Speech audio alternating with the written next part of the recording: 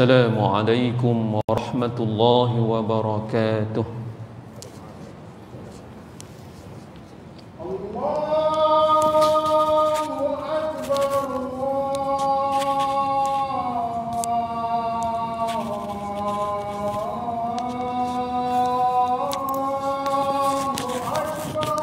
الله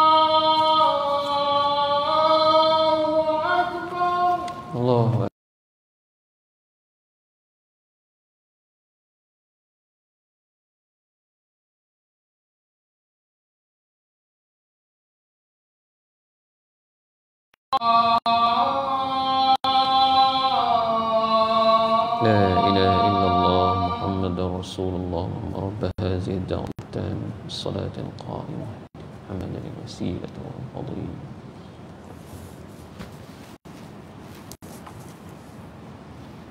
أعوذ بالله من الشيطان الرجيم. الحمد لله القائل ولا تقتلوا أنفسكم إن الله كان بكم رحيما. أشهد أن لا إله إلا الله وحده لا شريك له وأشهد أن محمدًا عبده ورسوله. اللهم صل وسلم على سيدنا محمد وعلى آله وأصحابه أجمعين. أما بعد فيا أيها المسلمون اتقوا الله أوصيكم وإياي بتقوى الله وقد فاز المتقون. قال الله تعالى يا أيها الذين آمنوا اتقوا الله حق تقاته ولا تموتن إلا وأنتم مسلمون. Muslimin yang dirahmati Allah sekalian, saya berpesan kepada diri saya dan hadirin jemaah sekalian, marilah bersama-sama kita memperkasakan ketakwaan kita kepada Allah Subhanahu wa taala dengan sebenar-benar takwa, dengan melaksanakan segala perintahnya dan menjauhi segala larangannya. Mudah-mudahan kita mengecapi kebahagiaan di dunia dan di akhirat. Mimbar Jumaat pada hari ini akan membicarakan khutbah yang bertajuk tuntutan memelihara nyawa. Hadirin yang dirahmati Allah, membunuh diri adalah suatu perbuatan jenayah dan tindakan yang menyebabkan kematian kepada diri sendiri. Ia dilakukan dengan pelbagai cara, sama ada dengan menggantung diri sendiri, minum racun atau terjun dari tempat yang tinggi. Tindakan membunuh diri merupakan suatu perbuatan yang ditegah dalam ajaran Islam dan merupakan salah satu dosa besar. Ini bertepatan dengan larangan yang terdapat di dalam Al-Quran dan hadis Nabi SAW. Ia sejajar dengan prinsip maqasid syariah yang dianjurkan oleh Islam dengan keutamaan memelihara nyawa, agama, akal, keturunan dan harta benda. Tegahan membunuh diri ditegaskan oleh Allah Subhanahu wa taala di dalam ayat yang telah dibacakan pada awal khutbah ini dalam surah An-Nisa ayat 29 yang bermaksud, dan janganlah kamu membunuh dirimu, sesungguhnya Allah Maha Penyayang kepadamu. Berdasarkan kepada ayat tersebut, nyawa adalah milik Allah. Dialah yang menghidup dan mematikan seseorang. Manusia tidak mempunyai hak untuk menentukan hidup matinya dengan cara menyebabkan kematian kepada diri sendiri. Muslimin sekalian, sejak akhir-akhir ini kita dapat melihat laporan di dada-dada akhbar dan media sosial berkaitan peningkatan kes bunuh diri. Semenjak perintah kawalan pergerakan dilaksanakan, kita dikejutkan dengan pelbagai insiden bunuh diri. Data polis Diraja Malaysia menunjukkan kes bunuh diri pada tahun 2019 adalah sebanyak 609 kes, manakala pada tahun 2020 sebanyak 631 kes, dan bagi tempoh Januari hingga Mei tahun 2021 sebanyak 468 kes bunuh diri dilaporkan. Secara purata 2 kes dilaporkan berlaku setiap hari sejak 2019 hingga Mei 2021. Kebelakangan ini kejadian bunuh diri berlaku akibat daripada tekanan, sama ada dari segi mental atau fizikal. Tekanan emosi dan masalah yang dihadapi boleh mengakibatkan segelintir individu mengambil jalan singkat dan tindakan di luar jangkaan, seperti bunuh diri atau mencederakan diri sendiri. Walau sesukar mana ujian yang ditentukan oleh Allah, kita perlu menerimanya dengan penuh kesabaran. Namun begitu, tidak dinafikan wabak COVID-19 adalah satu bentuk ujian Allah Ta'ala. Jangkitan dan penularan yang merebak dengan pantas menyebabkan kita panik. Berlaku kematian dalam kalangan mereka yang kita cintai dan sayangi. Diberhentikan kerja dengan kesukaran menyara keluarga, akhirnya dihimpit kesempitan hidup sehingga mencetuskan tekanan dan hilang pertimbangan iman. Oleh itu ia mendorong keinginan untuk bunuh diri akibat berputus asa dengan rahmat Allah. Apabila berlaku sesuatu yang berlawanan dengan kehendak diri, disitulah berlakunya tekanan. Apa yang luar biasa, kita memilih untuk berkrisis menyalahkan takdir atas apa yang berlaku, lantas mendorong keinginan untuk membunuh diri akibat berputus asa dengan rahmat Allah Subhanahu wa taala. Hadirin Jumaat yang dikasihi Allah sekalian, situasi yang berlaku hari ini amat membimbangkan kerana terdapat pertambahan kes pada setiap tahun. Sebagai Muslim, kita perlu berfikir bagaimana perbuatan ini dapat dikekang agar tidak menjadi barah dalam masyarakat. Dalam hal ini, kita perlu berasa takut dengan ancaman terhadap tindakan bunuh diri yang ditegaskan oleh Rasulullah sallallahu alaihi wasallam melalui sebuah hadis yang diriwayatkan daripada Abu Hurairah radhiyallahu anhu. Man qatala nafsahu bihadidatin fahadidatuhu fi yadihi yatawajja biha fi batnihi fi nari jahannam khalidan mukhallidan fiha abada.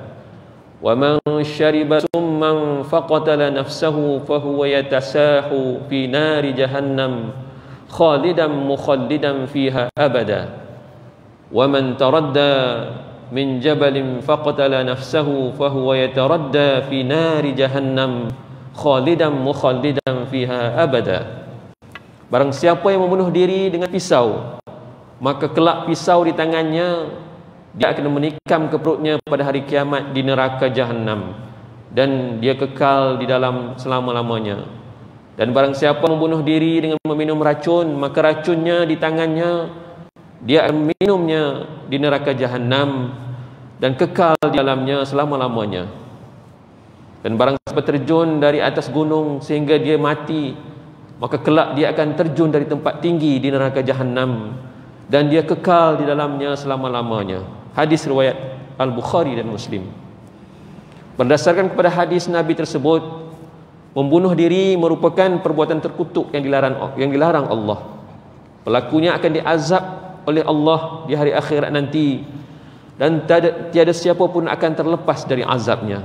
Hadirin yang dikasihi Allah sekalian, individu muslim perlu memantapkan keimanan agar perbuatan bunuh diri tidak menjadi satu penyelesaian masalah kehidupan apabila berputus asa. Antara saranan khatib untuk menghindari dari melakukan perbuatan tersebut, yang pertama, bersabar dengan ujian dan istiqamah mendirikan salat. Ini bertepatan dengan firman Allah dalam surah Al-Baqarah ayat 153. A'udzubillahi minasyaitonir rajim. Ya ayyuhalladzina amanu ista'inu bis-sabri was-salah innallaha ma'as sabirin. Hai orang-orang yang beriman, mintalah pertolongan kepada Allah dengan sabar dan mengerjakan salat. Sesungguhnya Allah beserta orang-orang yang sabar. Yang kedua, hendaklah sentiasa berzikir, lebih-lebih lagi ketika berhadapan dengan ujian. Kerana dengan berzikir ini akan membawa ketenangan dalam hati dan menghilangkan kegelisahan, bahkan dapat mengelakkan diri dari melakukan perkara-perkara lain yang tidak berfaedah untuk merasai ketenangan dan kebahagiaan. Dan yang ketiga, rawatlah duka cita dengan doa. Nabi SAW pernah mengajarkan beberapa doa yang masyhur kepada para sahabat bagi menghilangkan kesedihan dan duka cita. Antara doa yang dibaca oleh Nabi SAW adalah seperti mana sebuah hadis yang diriwayatkan oleh Anas bin Malik radhiyallahu anhu, Allahumma inni a'udzubika minal hammi wal hazan wal ajzi wal kasal wal jubni wal bukhl wa salahid din wa ghalabatir rijal. Ya Allah, sesungguhnya aku berlindung kepadamu dari hal yang menyedihkan dan menyusahkan, lemah dan malas, penakut dan bakhil, lilitan hutang dan penindasan orang. Namun sekiranya berlaku sesuatu yang tidak dijangka dan tidak disangka, maka bersabarlah.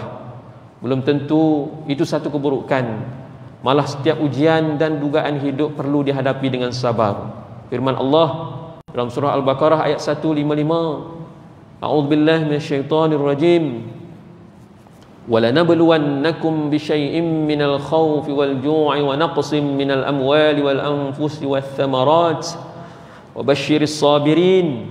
Demi sesungguhnya kami akan menguji kamu dengan sedikit perasaan takut, yakni perasaan takut kepada musuh, dan dengan merasai kelaparan, dan dengan berlakunya kekurangan dan harta benda dan jiwa serta hasil tanaman. Dan berilah kabar gembira kepada orang-orang yang sabar. Yang keempat, hendaklah mengajukan permasalahan yang dihadapi kepada ahli keluarga, sanak saudara dan lain-lain individu yang boleh dipercayai untuk mendapatkan bantuan, nasihat dan tunjuk ajar. Oleh itu, semua pihak perlu terlibat memberi sokongan kepada masyarakat yang hidup dalam keadaan tertekan sehingga sanggup mengambil tindakan nekat membunuh diri. Pimpinan masyarakat, komuniti NGO dan individu perlu tampil dengan idea dan cadangan untuk membantu dan menyokong masyarakat yang terkesan. Bersama-sama kita berganding bahu mendukung aspirasi dan usaha yang digerakkan oleh kerajaan untuk membantu mereka yang terjejas. Hadirin sekalian, mengakhiri khutbah ini, marilah sama-sama kita mengambil pengajaran dan penghayatan agar dijadikan pedoman dan panduan kita. Antaranya ialah yang pertama,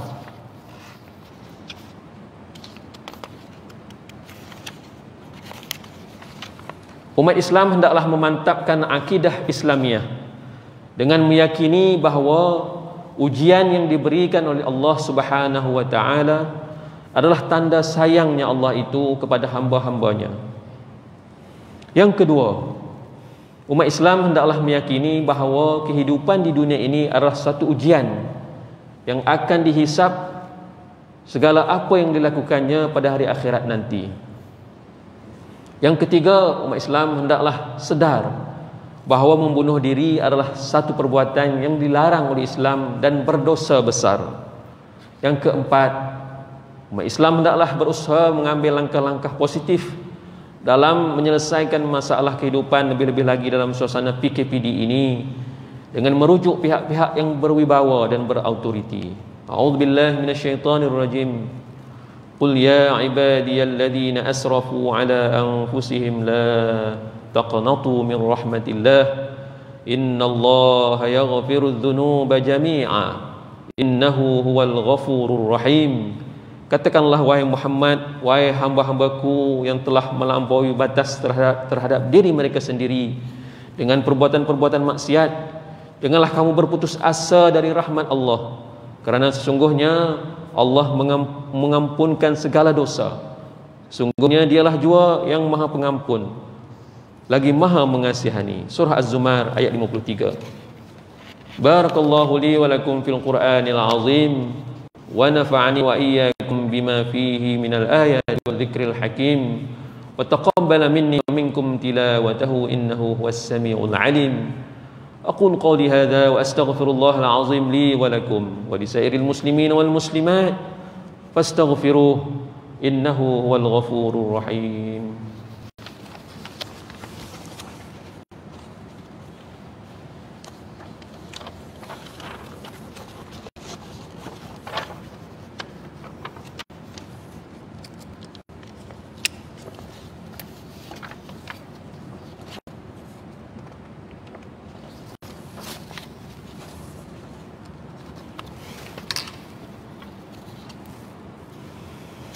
الحمد لله الذي جعلنا من المسلمين ورزقنا من الطيبات. أشهد أن لا إله إلا الله وحده لا شريك له وأشهد أن محمدا عبده ورسوله. اللهم صل وسلم وبارك على سيدنا محمد وعلى آله وصحبه ومن تبعهم بإحسان إلى يوم الدين. أما بعد فيا عباد الله ittaqullah usikum wa iyaya bitaqwallah faqad fazal muttaqun. Hadirin yang dirahmati Allah sekalian, sekali lagi khatib ingin mengingatkan supaya bersama-sama kita sentiasa bertakwa kepada Allah Subhanahu wa taala dengan mengawasi diri dan keluarga kita daripada perbuatan keji dan maksiat. Dalam masa yang sama kita terus berdoa agar seluruh negara kita sentiasa dirahmati dan dilindungi daripada segala bentuk ancaman serta penularan wabak COVID-19. Untuk itu terimalah dengan baik saranan pihak kerajaan supaya mendaftarkan diri kita melalui aplikasi MySejahtera untuk mendapatkan suntikan vaksin yang telah disahkan oleh pihak Kementerian Kesihatan Malaysia. Mudah-mudahan kita tergolong dalam golongan hamba-hamba Allah yang bersabar ketika menempuh segala penyakit yang menimpa, berdisiplin mematuhi SOP dan tata cara amalan kebiasaan baharu untuk memerangi wabak COVID-19 demi keselamatan diri serta masyarakat. Marilah sama-sama kita memperbanyakkan salawat ke atas junjungan besar Nabi Muhammad sallallahu alaihi wasallam, kerana perintah Allah dalam firman-Nya, a'udzubillahi minasyaitonir rajim, innallaha wa malaikatahu yusalluna 'alan nabi ya ayyuhalladzina amanu sallu 'alaihi wa sallimu taslima.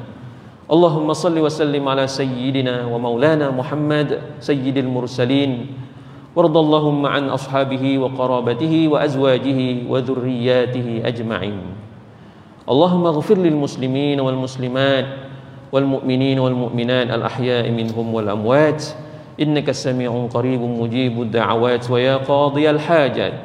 Allahumma a'izzal islam wal muslimin wa ahlikil kafarata wal mubtadi'ata wal musyrikin ودمر أعداءك أعداء الدين وانصرنا على القوم الكافرين.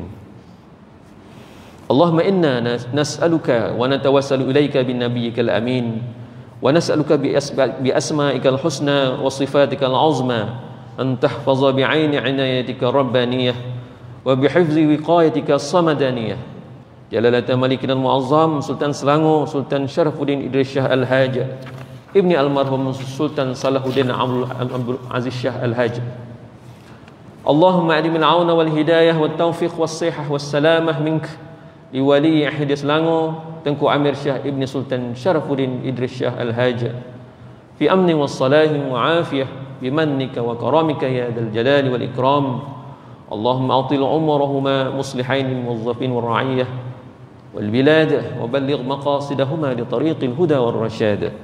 Ya Allah, Engkaulah Tuhan yang maha bijaksana, Engkaulah Tuhan yang maha berkuasa. Kami bersyukur kehadrat-Mu yang telah mengurniakan rahmat dan keberkatan kepada negeri ini yang terus sejahtera dan maju serta rakyatnya bersatu padu di bawah naungan dan pimpinan raja kami sebagai ketua agama Islam di negeri ini. Ya Allah, jadikanlah kami ini hamba-hamba-Mu yang sentiasa meninggikan kalimah dan agama-Mu. Hindarilah kami dari kelompok dan golongan yang suka mencela, mencaci dan menghina agama-Mu. Ya Allah, kurniakanlah petunjuk kepada kami untuk mendirikan solat fardu 5 waktu, menunaikan zakat melalui lembaga zakat Selangor, mewakaf dan menginfakkan harta melalui Perbadanan Wakaf Selangor dan tabung infak jariah umat Islam Selangor, dan kepada anak-anak yatim melalui Yayasan Darul Ihsan. Allahumma ya dafi'al bala' idfa' anna hadzal waba' wal bala' wal marad wasyada'id wal mihan bi lutfika ya latif innaka ala kulli syai'in qadir wa bil ijabati jadir. Rabbana hab lana min azwajina wa dhurriyyatina qurrata a'yun waj'alna lil muttaqina imama. Rabbana atina fid dunya hasanah wa fil akhirati hasanatan wa qina adzaban nar. Ibadallah, innallaha ya'muru bil 'adli wal ihsan wa ita'i dzil qurba wa yanha 'anil fahsya'i wal munkari wal baghi ya'izukum la'allakum tadhakkarun. Fadhkurullaha al-'azima yadhkurkum washkuruhu 'ala ni'amihi yazidkum was'aluhu min fadlihi yu'tikum wa la dhikrullahi akbar wallahu ya'lamu ma tasna'un. Qimus shalah.